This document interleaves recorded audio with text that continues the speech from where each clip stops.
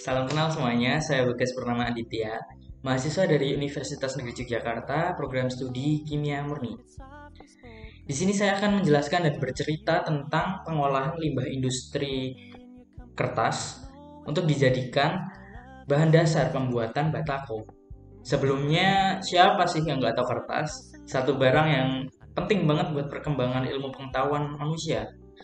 Kertas banyak digunakan untuk berbagai macam hal, mulai dari menulis, menggambar, media publikasi, bahan pengemasan barang, dan banyak lagi yang dari kegunaan-kegunaan kertas ini.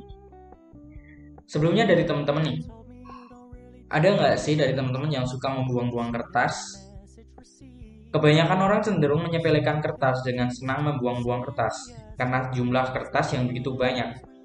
Padahal, bahan dasar pembuatan kertas itu adalah pohon. Semakin banyak kita membuang kertas, maka tingkat produksi kertas juga semakin meningkat, sehingga menyebabkan penebangan pohon juga meningkat.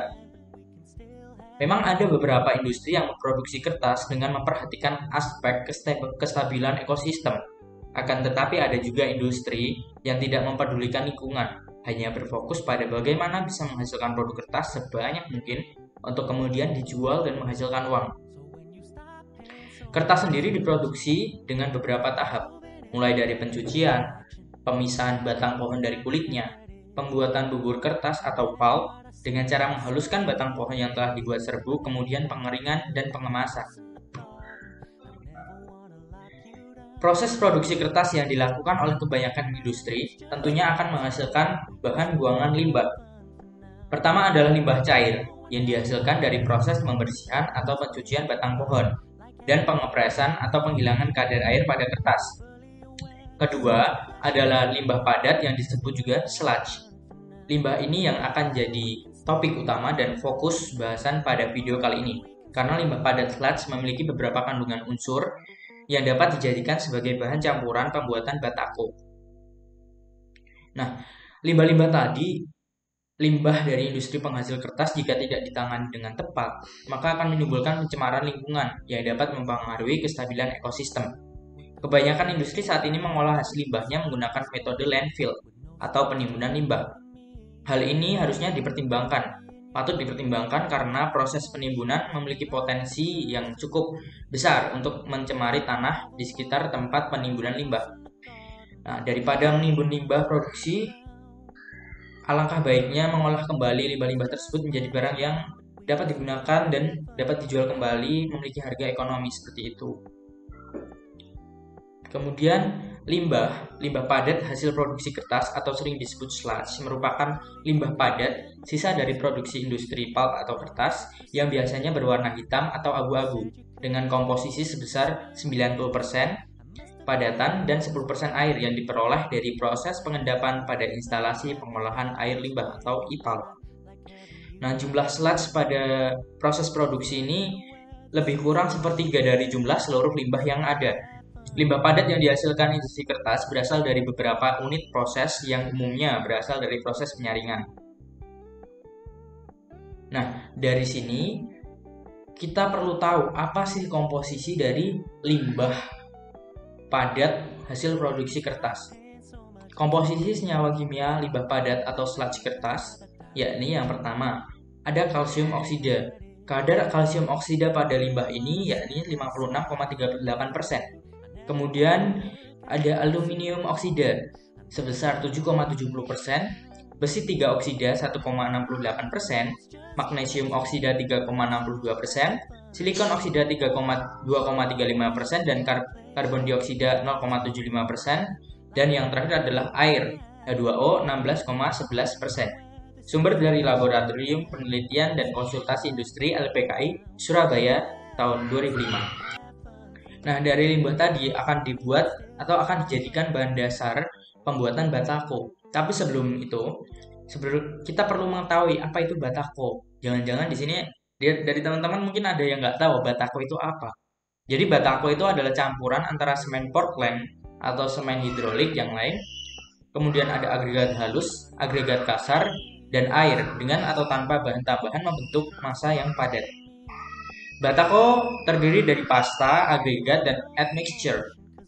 Pasta adalah campuran semen dan air yang digunakan untuk merekatkan agregat-agregat dalam batako.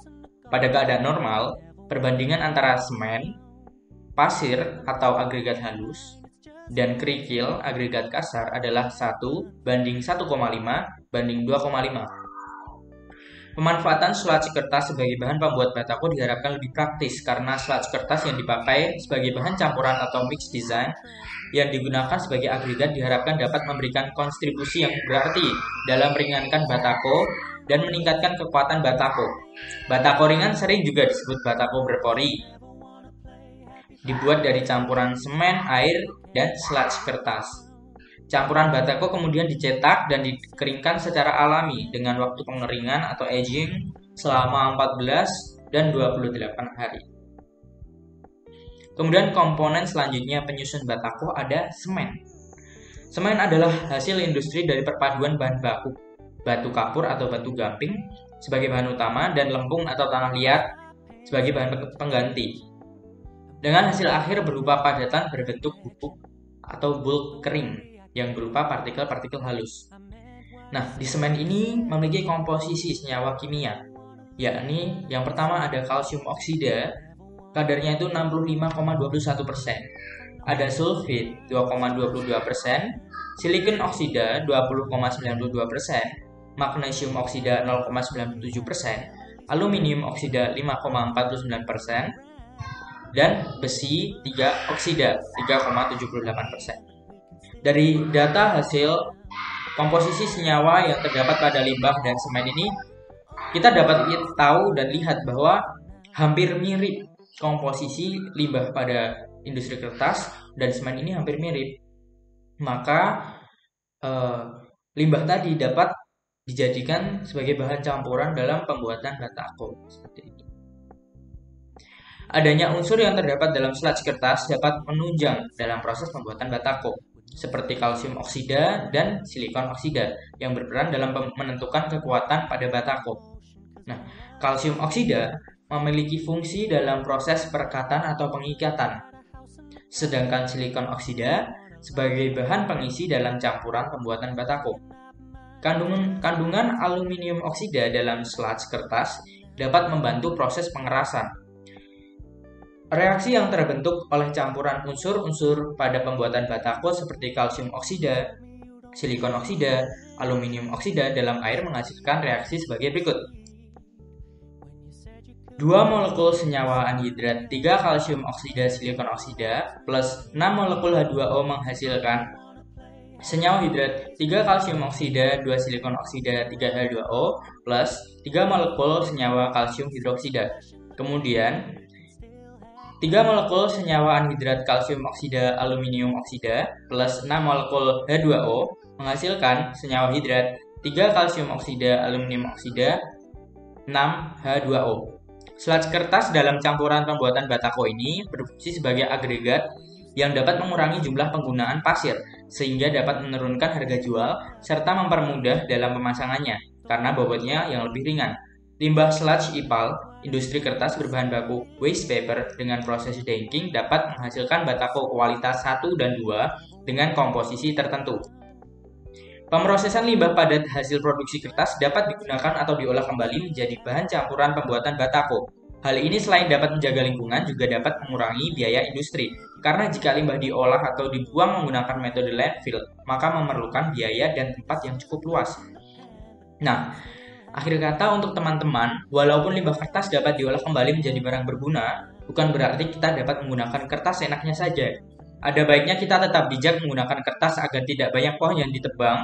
Kurangi pemakaian kertas yang tidak penting, misal menggunakan kertas hanya untuk coret-coret, membuat pesawat-pesawatan atau kapal-kapalan dan lain-lain. Jadi, untuk semuanya, terutama teman-teman, semoga bijak dalam menggunakan kertas. Bijaklah dalam bertindak, salam hijau, wujudkan bumi bersih dan indah. Sekian dari saya.